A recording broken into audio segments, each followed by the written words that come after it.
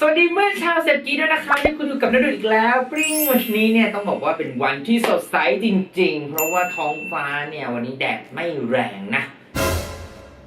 แล้วมันเกี่ยวอะไรกับมือถือใช่ไหมไม่เกี่ยวไงแต่อยากพูดเฉยๆโอเคไหมฟังกันไปหน่อยละกันนี่คือมี8 SE พอคำพูดคงจะด่าว่าพี่นี่มัน Infinity นี่หว่ามี8 SE นี่รุ่นนี้คุณผู้ชมรู้ไหมว่ามีคนเนี่ยพูดถึงเยอะพอสมควรเลยด้วยราคาที่มันแบบว่าอาจจะไม่ได้แพงมากเท่าไหร่ประมาณ11,000 12,000อะไรประมาณนี้เนี่ยถึง13,000ประมาณนี้เนี่ยคุณได้อะไรที่มันแบบสุดยอดมากนี่ใครได้เห็นเครื่องเวลานั้นอันนี้ไม่ต้องมานั่งโชว์อย่างอื่นแล้วนี่เอาเครื่องไปดูนี่คือมี8 SE นั่นเองคุณผู้ชมซึ่งเครื่องนี้เนี่ยต้องบอกเลยว่าเป็นเครื่องที่มีความสมดุลหลายๆอย่างโดยเฉพาะในเรื่องของความลงตัวเนี่ยณดุลเนี่ยชอบหลายอย่างมากๆมาดูกันว่าเจ้าตัวนี้เนี่ยมันเจ๋งไม่เจ๋งยังไงบ้างนะคุณผู้ชมเริ่มด้วยการเหลาสเปคกันเลยละกันตัวนี้เนี่ยใช้ Snapdragon รุ่นใหม่รุ่น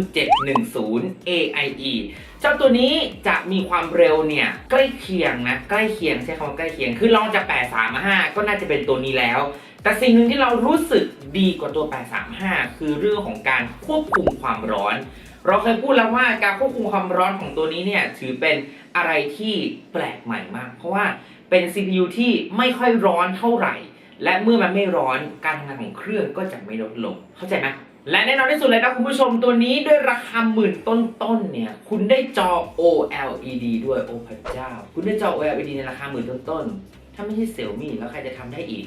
โอ้ไม่มีและที่สำคัญที่สุดนะคุณผู้ชมนอกจากตัวของ CPU จะเร็วจอจะสวยแล้วรุ่นนี้กล้องหลักของเขาเนี่ยยังใส่ Dual Pixel มาแบบเดียวกับตัวมี8แล้วก็ Mix 2S เลยซึ่งเป็นเทคโนโลยีเดียวกับ Samsung S9 Plus โอ้พระเจ้าถ้าไม่ใช่ Xiaomi ใครจะให้ได้แน่นอนนะคุณผู้ชมการใส่เทคโนโลยีแบบ Dual Pixel มาพร้อมกับขนาดพิกเซลที่ใหญ่เป็นเอกลักษณ์ไปแล้วตอนนี้คือ 1.4 ไมครอนอันนี้ที่มืดเนี่ยจะลองเลยว่าแบบโอ้พระเจ้านี่เหมือนต้นเหรอถ้าไม่ใช่ Xiaomi ใครจะให้ได้พูดมาถึงขนาดนี้ทุกคนจะคิดว่าทำไมมือถือรุ่นนี้มันดีจังเลยถ้าไม่ใช่ Xiaomi ใครจะให้ได้นั่นสิทำไมมันดีจังจริงๆมันก็คล้ายๆมี8นั่นแหละคราวนี้ไอ้ตัวนี้มันถูกกว่ามี8เยอะเลยไงแล้วเรารู้สึกว่าความหรูหราก็ดีนะรูปทรงก็ดีแล้วการใช้งานก็ดีเอาอะไรอย่าไปเสียเวลามากมายเลยคุณผู้ชมเลิกดูหน้าเราแล้วไปดูมือถือด้วยกันดีกว่าไปเอาละคุณผู้ชมตอนนี้เราก็อยู่กับมี8 SE แล้วนี่มาดูเครื่องกันแบบเป็นเรื่องเป็นราวบ้างดีกว่าซึ่งเจ้าตัวเครื่องของเขาเนี่ยออกแบบมาได้สวยงามจริงๆข้างหลังของเขาเนี่ยเป็นกระจกแวววับเงางามมากๆตัวกล้องเขาเนี่ยก็จะยื่นขึ้นมาเล็กน้อยนะแนะนำให้ใส่เคสมีสแกนลายนิ้วมืออยู่ตรงนี้ด้านล่างก็มีสกรีนมีรุ่นนี้เป็นรุ่นที่ไม่มีรูเสียบหูฟัง 3.5 โอ้พระสงฆ์แบบน่าเสียดายจริงๆที่สำคัญจริงๆแล้วรุ่นนี้เนี่ยมีติ่งนะติ่งโคตรใหญ่มากแล้วมันทำให้เราเนี่ยเวลาปิดเนี่ยเราอย่างที่เราเคยพูดไปว่าพอปิดปุ๊บพื้นที่ข้างบนเนี่ยมันสีดำมันเยอะมากมันไม่บาลานซ์คือใหญ่กว่าข้างล่างนะเอาตรงๆนะเปิดไว้อาจจะน่าเกลียดน้อยกว่าด้วยซ้ำก็มีแบบปุ่มแล้วก็แบบ full screen gesture นะให้เราใช้กันอันนี้เราปรับเป็น full screen อยู่เนี่ยเวลาเราจะใช้ก็สามารถใช้งานนะแบบ full screen ได้เวลาจะออกหรือจะอะไรนะคุณผู้ชมเราก็ปัดขึ้นมาก็จะออกแล้วถ้าเกิดว่าคุณอยากจะเรียกแอปพลิเคชันเก่าๆขึ้นมาให้คุณลากขึ้นมานะแล้วแตะค้างเอาไว้ก็จะได้แอปที่เราเนี่ยเคยเปิดเอาไว้ทั้งหมดนั่นเองอยู่ตรงนี้นี่เป็นไงคุณผู้ชมเข้าใจไหมสำหรับการแบ็กนะคุณผู้ชมรุ่นนี้เนี่ยจะใช้วิธีการแบ็กด้วยการปัดอย่างนี้เป็นแบ็กหรือจะไปมุมนี้ก็ได้แล้วแต่ว่าคุณเนี่ยถนัดมุมไหนเท่านั้นเองเข้าใจไหมสีสันหน้าจอของเขาเป็นสีสันที่ดีมากๆเมื่อคุณไปที่คำว่า display ปรับ contrast and color แล้ว increase contrast ขึ้นมาเนี่ยสีของจอของคุณเนี่ยจะดีโคตรคือเข้มมากอีกทั้งคุณยังปรับได้อีกว่าอันนี้ต้องไปปรับที่ automatic ก่อนนะแล้วก็พอ increase contrast ปุ๊บเนี่ยเราจะปรับ3ตัวเนี้ยไม่ได้แล้วคือดีมากคือสีแบบโอ้โหจี๊ดสวยมากเลยทีเดียวเราชอบนะโดยส่วนตัวรุ่นนี้เนี่ยจะเครื่องเล็กกว่าทางด้านของมี8นะคุณผู้ชมทำให้หลายๆคนเนี่ยค่อนข้างชอบเพราะว่ามันถือเนี่ยง่ายนะคุณผู้ชมรู้ไหมว่าเวลาดูคลิปต่างๆเนี่ยสีมันดีมากๆเสียงลำโพงก็ค่อนข้างดีลำโพงมีอันเดียวนะอันนี้นะอันนี้จะเป็นดูซ่อมไมโครโฟนนะอย่าไปโดนแบบไปถามคนขายว่าทำไมไม่ดังเนี่ยฮาเลยนะคุณผู้ชมดูจอก่อนว่าสีสันจอของเขาเนี่ยเป็นจอที่ดีมากการแสดงผลสีดำเนี่ยดีมากๆคือจะบอกว่าที่ผ่านกล้องเนี่ยอาจจะไม่สวยเท่าของจริงให้ดูเห็นแต่บอกเลยว่าคุณจะประทับใจนะในคุณภาพของจอเขาอย่างแน่นอนนะส่วนเสียงลำโพงเนี่ยก็ใช้ได้เลยนะคุณผู้ชมเสียงลำโพงค่อนข้างจะดีนะรายละเอียดก็ไม่ได้เยอะมากแต่เสียงดังชัดเจนดีแล้วก็ไม่แตกจนแบบฟังไม่รู้เรื่อง แต่ถ้าเกิดคุณเอานิ้วไปบังๆนี่เสียงมันจะแบบแตกๆเลยนะดังนั้นแนะนำว่าอย่าให้มันบังเป็นไงล่ะเปิดนานไม่ได้เดี๋ยวโดนลิขสิทธิ์อีกเรามาต่อเรื่องการเล่นเกมมาดีกว่าคุณผู้ชมหลายคนอยากรู้แล้วว่า710เล่นได้ขนาดไหนไปดูทุกเกมเลยไหมเราเริ่มจาก Ark Survivor กันถ้าดูจากกราฟิกตอนเริ่มต้นเนี่ยจะเห็นว่าน้องช้างน้องไรเดินเนี่ยก็ดูแล้วก็ยังพอได้อยู่ไปดูที่วิดีโอกันกราฟิกคุณภาพเอาสักไฮก่อนโอ้ไฮนี่อาการมาเลยนะอาการมาเลยเป็นเกมที่แบบใจร้ายกับเครื่องมากดูอีพิกโอ้อาการหนักเลยคุณผู้ชมนะถ้าปรับเป็นแบบสักโลนี่โอ้โหเปลี่ยนเลยต้นไม้ต้นเมยกราฟิกเปลี่ยนหมดเพราะว่าซักไฮแล้วกันเอาไฮเดี๋ยวลองมาดูไฮดูโอ้เอาเรื่องว่ะคุณผู้ชมกระตุกเอาเรื่องเหมือนกันนะจะเห็นได้ว่าแม้ว่ามันจะมีความเร็วเนี่ยใกล้เคียงกับพวก835 845ก็ตามแต่มันก็ยังคือมือถือราคา10,000ต้นๆอยู่นั้นคุณจะบอกว่า10,000ต้นๆผมจะปรับสุดทุกอย่างเลยพี่นี่ไงมีเงิน14,000จะขับเฟอร์รารี่ตลอดมันไม่ได้แต่ถามว่าเร็วไหมดีมากแล้วนะดีกว่า636ดีกว่า660มาอันนี้ปรับแบบไฮเล่นได้นะเล่นได้อยู่นะทำไมเดี๋ยวไปตีไดโนเสาร์เลยนี่เฮ้ยยืนไดโนเสาร์ตีกันคุณผู้ชมแล้วเฮ้ยอย่ามายุ่งกับฉันใจเย็นนะโอ้ตีกันไปเลยจ้ะเสียงดังฟังชัดดีแท้ๆนะลำโพงเนี่ยลงไปว่ายน้ำสักหน่อยหนึ่งโชว์ว่าว่ายน้ำได้นี่คุณผู้ชมก็ถามว่าเล่นได้ไหมตัวนี้ถือว่าเล่นดีเลยนะพี่แต่ว่าถ้าเกิดว่าคุณจะสมูทเนียนตาเนี่ยแนะนำมีเดียมแต่อันนี้ถามว่าสมูทไหมเราว่าได้อะเราว่าเล่นแล้วไม่หงุดหงิดอันนี้พูดจริงๆจากใจฉันเลยชึบนี่กระโดดสักทีนึงจำไม่ได้วิ่งยังไงโอ้ลืมคุณผู้ชมตามนี้แล้วกันนะโอเคเดี๋ยวเราไปดูเกมอื่นกันเอาล่ะคุณผู้ชมเรามาถึงเกม Shadowgun Legends ซึ่งเป็นเกมที่ Snapdragon 660เนี่ยทำเอาไว้ได้ค่อนข้างดีเดี๋ยวอยากรู้เหมือนกันว่า710เนี่ยจะทำได้ดีขนาดไหนเปิดไฮสัก60เฟรมได้นี่ก็ถือว่าดีมากแล้วนะต้องดูคุณผู้ชมว่ามันจะไปได้เลเวลไหน Snap 660ทำไว้ใช้ได้เลยทีเดียวเดี๋ยวมาดูพร้อมกันสิบปากว่าไม่เท่าตาเห็นมันพร้อมๆกันนี่แหละ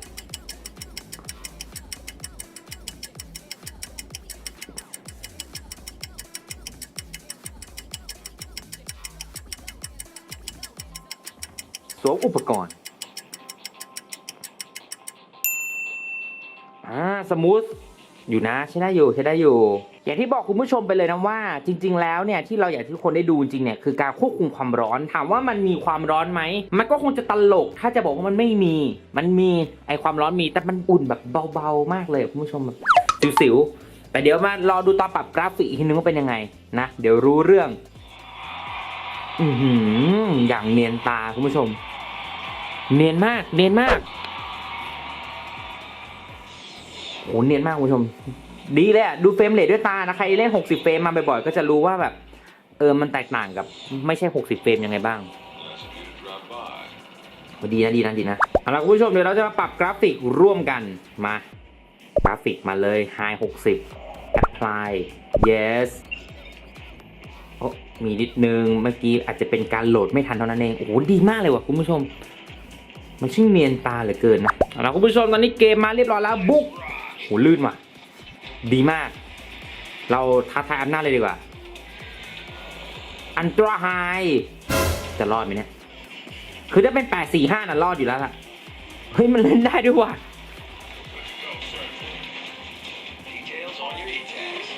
เฮ้ยนี่คุณผู้ชมเอาเร็วๆเฮ้ยมันปรับอันตราไฮได้ป่ะคุณผู้ชมโอ้โหโดนไปดิโอ้โหเป็นไงล่ะสถาปัตยกรรม10 นาโนเมตรรู้จักไหมอย่าเข้ามารู้จัก10 นาโนเมตรไหม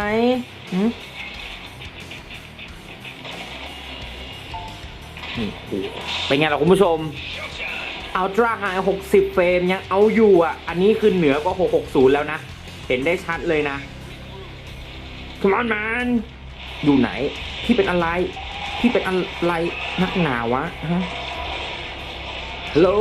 it's me นี่แน่นี่แน่นี่แน่มันเป็นยังไงเนี่ยคุยกันหน่อยคุณผู้ชมเป็นไงล่ะไปได้สบายเลยอ่ะว่ะเป็นไงล่ะนี่ไงจริงๆอ่ะรู้อยู่แล้วแหละแก้ทำเป็นไม่รู้นี่ให้คุณผู้ชมดูพร้อมกันตื่นเต้นไหมล่ะเพราะว่าเราก็อยากให้คุณผู้ชมดูว่ามันไปได้ไกลกว่า660จริงๆและนี่คือสิ่งที่เสี่ยวมี่มักจะให้เราได้เสมอถ้าไม่ใช่เสี่ยวมี่ใครจะให้ได้เพราะมันเป็นแบรนด์ที่เน้นความแรงแต่ตอนนี้ไม่ได้เน้นแค่แรงนะจอก็ OLED กล้องก็สวยเดี๋ยวนี้คือมาไกลแล้วโอ้เล่นได้สบายคุณผู้ชมคือสมูทอยู่ในระดับที่โอเคไม่เท่า845แต่ถามว่าเล่นได้ดีกว่า660ไหมดีกว่าเยอะมากสำหรับเครื่องนี้นะคุณผู้ชมแม้ว่ามันจะแรงขนาดไหนก็ตามแต่เราแอบได้ยินข่าวมาว่า PUBG เนี่ยไม่สามารถปรับแบบ HD ได้ซึ่งจะเห็นว่ามันเขียนว่า this option will be available on your device soon ก็คือหมายว่าตัวเลือกเนี้ยมันจะอัปเดตให้เหมือนกับว่ารองรับเครื่องของคุณเร็วๆนี้นะแต่ตอนนี้ยังแล้วคุณก็ต้องเล่น PUBG แบบเวอร์ชันbalance ไปก่อนจะเห็นเฟรมเรทเนี่ยมันก็เลยแบบไม่ได้เนียนตาเท่ากับตัวแฟลชชิปดังนั้นรออัปเดตนิดนึงละกันสำหรับ PUBG ทั้งนั้นบอกเลยว่าเล่นได้ไม่ต้องดูก็ได้เนาะแค่บาลานซ์นี่เครื่อง 3-4 พันก็เล่นได้ดังนั้นไอตัวนี้เนี่ยสบายข้ามไปเกมอื่นเลยคุณผู้ชมเกมนี้ไม่เคยเล่นมาก่อนด้วย Identity คือแค่เสียงก็ตอนนี้ใครดูตอน 2 ทุ่มอยู่ก็เสียใจด้วยภาพเกมก็เป็นคัสซีนประมาณนี้นะ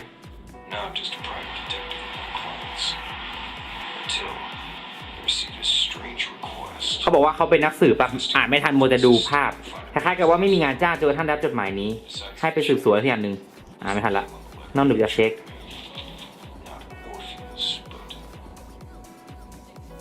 ให้ใส่ชื่อแล้ววะชื่อเต็กกิ๊กมากลัวแล้ว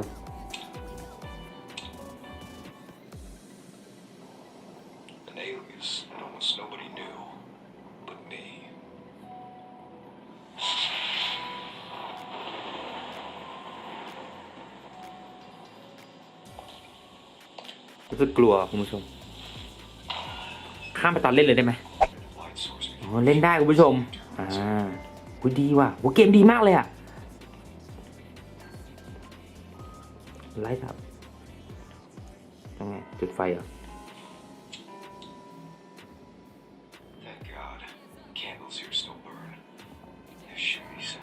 เล่นได้คุณผู้ชมโอเคประมาณนี้แล้วกันเนาะคือไม่มีเวลาเล่นให้ดูจริงๆให้ดูประมาณนี้เดี๋ยวรีวิวเกมนี้ผ่านเครื่องนี้ดีกว่าวันหลัง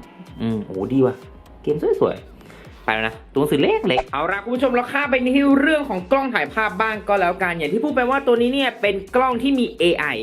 ซึ่งคุณภาพของกล้องเขาพูดได้เลยว่าเหมือนกับมี 8 แล้วก็ Mix 2S นั่นแหละการถ่ายภาพของเขานั้นสามารถจับภาพได้อย่างรวดเร็วนะเพราะว่าเป็น Dual Pixel นะ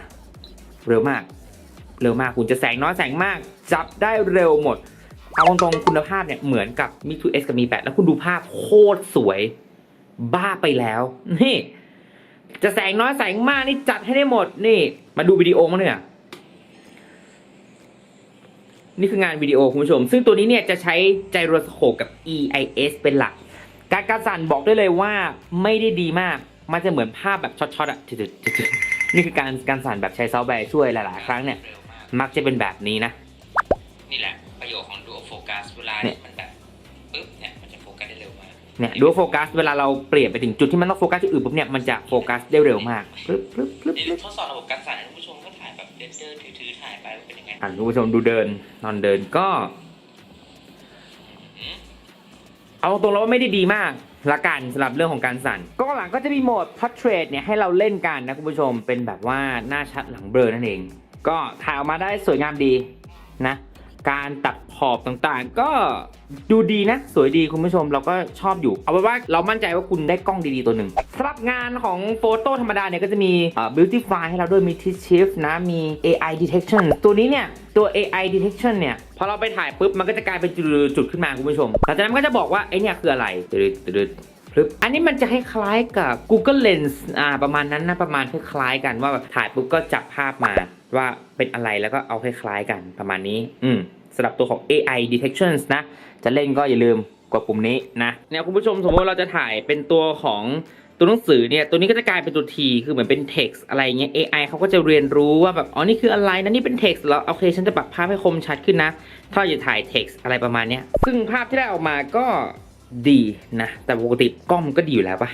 แล้วก็มีโหมดวิดีโอคุณผู้ชมวิดีโอตัวนี้เนี่ยจะสามารถถ่ายแบบ slow motion ได้ไอ้ที่ setting จะเห็นว่าสามารถอัดวิดีโอได้แบบ 4K แต่อัด60เฟรมไม่ได้สำหรับกล้องหน้านะคุณผู้ชมตัวนี้เนี่ยจะมีความละเอียดอยู่ที่20ล้านพิกเซลเป็นกล้องหน้าที่มีโหมด beauty เนี่ยให้เราเล่นกันนะแล้วก็โหมด beauty ของเขาเนี่ยก็ค่อนข้างดีมากถ่ายรูปออกมาเนี่ยสวยเลยคือแบบว่าวิ่งแบบสวยงามมากอีกทั้งกล้องหน้าเขายังมีโหมดตัวของ HDR ด้วยนะคุณผู้ชมให้เราปรับเนี่ยสมมติจะถ่ายย้อนแสงเนี่ยมาดูซิว่าจะเป็นยังไงบ้างมาทดสอบก่อนถ่ายไปละเนี่ยถ่ายให้ดูตรงนี้แหละนะก็จะเห็นว่าผู้อยู่ด้านหลังอย่างตรงนี้เนี่ยก็ยังพอเห็นบ้างคุณผู้ชมอย่างตรงพื้นที่ข้างหลังเนี่ยเรายังพอเห็นภาพอยู่อันนี้กดถ่ายเมื่อกี้ออกมาก็สวยงามดีถ่ายออกมาแล้วภาพที่ได้เนี่ยโอเคจะเน้นแบบเนียนๆหน่อยสไตล์เกาหลีหน่อย noise จะเยอะนิดนึงนะคุณผู้ชมแต่ว่าไม่ได้แย่แน่นอนกล้องหน้าเนี่ยถือว่าหวังผลได้เลยคือไปถ่ายข้างนอกมาเนี่ยผมนี่เป็นเส้นผมแบบชัดเจนมากแบบเป็นเส้นๆริ้วๆคือดีถ้าถ่ายกลางแดดนี่ดีมากที่น้อยก็ใช้ได้นะไม่แย่เลยแต่จะบอกว่ากลางแดดเนี่ยดีมากๆสีเสื้อดูเป็นไงสีผมสีตาต่างๆดีสรุปให้ทีละกันเผื่อดูไม่รู้เรื่องกล้องดีนะจบคราวนี้ในเรื่องของแบตเตอรี่เนี่ยรุ่นนี้เนี่ยแบตเตอรี่ของเขาเนี่ยจะไม่ได้ทนทานมากมายนะแต่ว่าไม่ได้หมดเร็วเลยเป็นแบตเตอรี่ที่ใช้งานได้ครบวันแบบสบายๆแน่นอน 100% การใช้งานต่างๆเนี่ยถือว่าเป็นการใช้งานภาพรวมที่ดีมากคุณนึกภาพคุณจ่าย10,000 ต้นคุณได้เครื่องที่โคตรเร็วขนาดนี้กล้องดีขนาดนี้จอเป็น OLED นะปกติใส่ในแฟลชชิปเท่านั้นนะอันนี้เนี่ยใส่มาให้เลยในตัวแค่10,000 ต้นๆประมาณ12,000คุณได้จอ OLED คุณได้กล้องเลเวลนี้คุณได้ทุกอย่างประมาณนี้แล้วบอกได้เลยว่ามี 8 SE เนี่ยเป็นมือถือที่คุ้มค่ากับการลงทุนมากเลยทีเดียวอีกทั้งตัวเครื่องของเขาเนี่ยกระชับจับง่ายไม่ใหญ่เกินไปมั่นใจว่าเพื่อนๆที่ซื้อไปน่าจะชอบเพราะว่าถ้าเกิดเรามีความคาดหวังอยู่ในเงิน12,000ที่เราจ่ายไปนี่คือดีสุดใน12,000แล้วและนี่คือรายการ Step Geek ขอบคุณทุกท่านที่ติดตามรายการของเรามากเอาไว้เจอกันใหม่คลิปหน้าอย่าลืมกดติดตามช่องของเราด้วยจะได้ไม่พลาดข่าวสารใหม่ๆจากทางรายการ Step Geek ขอบคุณทุกคนที่เป็นกำลังใจให้กับเรากดไลค์แล้วกดแชร์เพื่อนด้วยใครที่อยากรู้มี 8 SED ขนาดไหนเอาคลิปนี้ให้เขาดูสำหรับวันนี้เนี่ยดุดล่ำลาไปแล้วเจอกันใหม่คลิปหน้าสวัสดีนะคะบ๊ายบาย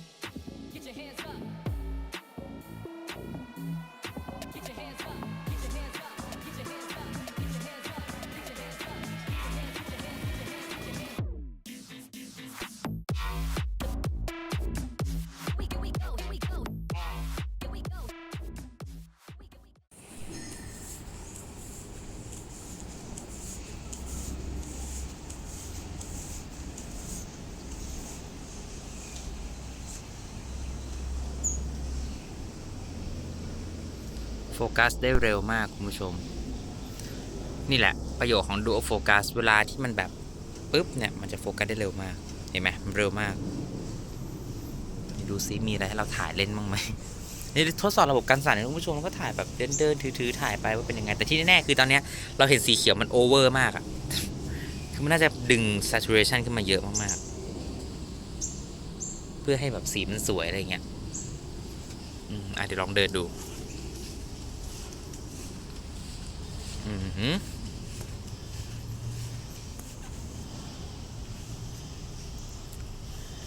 คือมันดึงสี